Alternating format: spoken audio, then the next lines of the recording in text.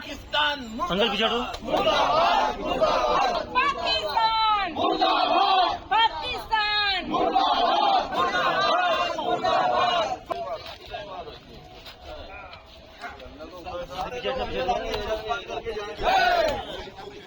ऐसा है कि 47 के विभाजन के बाद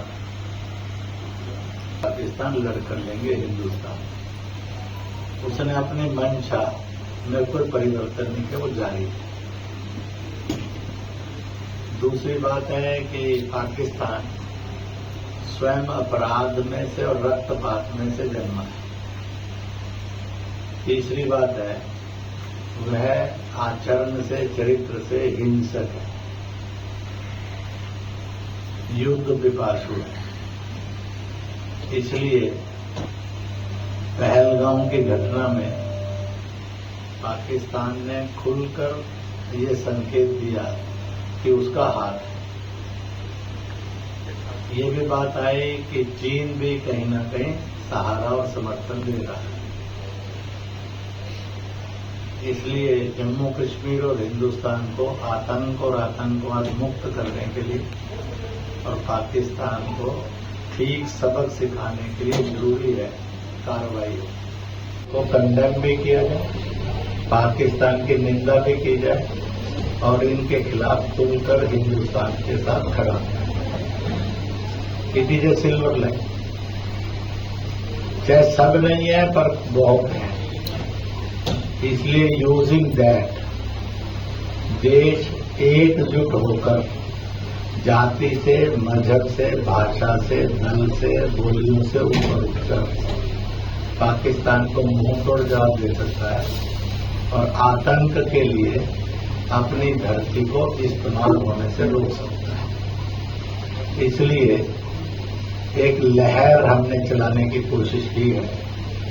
आतंकवादी के लिए नमाज नहीं होगी, आतंकवादी के जनाजे में नहीं सम्मिलित होगी, आतंकवादी के लिए मिट्टी के लिए जगह नहीं देंगे, आतंक और आतंकवाद की घोर निंदा करेंगे और उनको पकड़ने और पकड़ने में पूरी मदद करेंगे। इसी के साथ साथ जो निर्दोष मारे गए हैं उनको अपनाकर हम मैसेज देंगे, we are not with the terrorist. हम इस देश की निर्दोष जनता के साथ खड़े। तो इस प्रकार से ये भी चर्चा चली है। अब मालूम नहीं है कहां से कब ये चर्चा वास्तविकता में बदलेगी। हमने कहा है एक पैट्रियोटिक टूरिज्म का सेंटर स्मारक पहलगाम में बनाना चाहिए। इस आवाज को महाकाल के लोग भी आवाज ताकत दे सकते। सरकार पर भी दबाव बन सकता है, प्रदेश सरकार पर वहां बनाए। जो स्मारक लाखों लोगों को हर साल पाकिस्तान की दरिंदगी, आतंकवाद का घिनौनापन और समाज का देश प्रेम बताते रहे। इसलिए कश्मीर को मुख्य धारा में लाकर पैट्रियोटाइज करना इसमें से एक संकट में से रास्ता निकलेगा। तो इसलिए और चीन को बता दिया है तूने श्रीलंका में, मालदीव में, म्यांमार में और नेपाल में हरकतें करने की कोशिश की थी। भारत ने इन सबको बचाते हुए चीन को मुंह तोड़ जवाब दिया। हिमालय में भी चीन को मुंह तोड़ जवाब दिया और आर्थिक जगत में भी उसके माल का बहिष्कार करके मुंह तोड़ जवाब दिया। मुझे लगता है कि चीन ने एयर बेस और खत्म कर देने की जो कार्रवाई की, इससे सबक ले लेना चाहिए। नहीं लेगा तो पाकिस्तान के साथ चीन भी समय एक बात क्लियर हो गई कि भारत की सेना और सरकार बहुत पहले से तैयार थी, क्योंकि सिलेक्टिव टारगेटिंग तभी हो सकती है जब परफेक्ट और उसकी रेकी हुई। और रेकी कैसी थी? जब टेररिस्ट जहां तैयार किए जाते हैं उन जगह पर हमला हुआ तो दुनिया के बड़े बड़े सैटेलाइट पकड़ नहीं पाए और पाकिस्तान भी सुन नहीं पाया।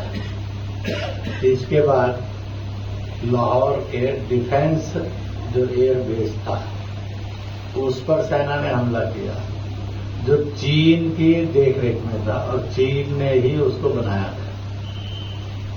और चीन के मुंह पर भी चपत पड़ी कि उस एयर बेस को इन्होंने तहस नहस कर दिया, चीन को पता ही नहीं लगा। और पाकिस्तान की भी हो गई कि पाकिस्तान को भी कुछ पता नहीं लगा। पाकिस्तान सिलेक्टिव नहीं है, वो जनरल और मनुष्यों की हत्या कर रहा है। इसलिए उसने मस्जिद नहीं देखी, गुरुद्वारा नहीं देखा, उन पर भी बम फेंक दिए। गांव शहर नहीं देखा, फेंक दिए। भारत ने teach lesson to the Pakistan and teach lesson to the terrorist, इसके लिए हिट किया है। और ये अभी चलेगा, कभी तेज गति से चलेगा, कभी शांत गति से चलेगा, कहां तक चलेगा? पाकिस्तान में एक नई खुली बगावत उभर गई। पीओके पाकिस्तान से आजादी चाहता है और भारत में मिलना चाहता है। सिंध भी आजादी चाहता है, बलूच भी आजादी चाहते हैं, पख्तून भी आजादी चाहते हैं और पंजाबी पाकिस्तान भी आज का पाकिस्तान नहीं चाहते। इसलिए अगर पाकिस्तान ठीक रास्ते पर नहीं आया, automatically it can be broken in 5 pieces. ये हो सकता है और ये दिन भी कोई बहुत दूर नहीं है,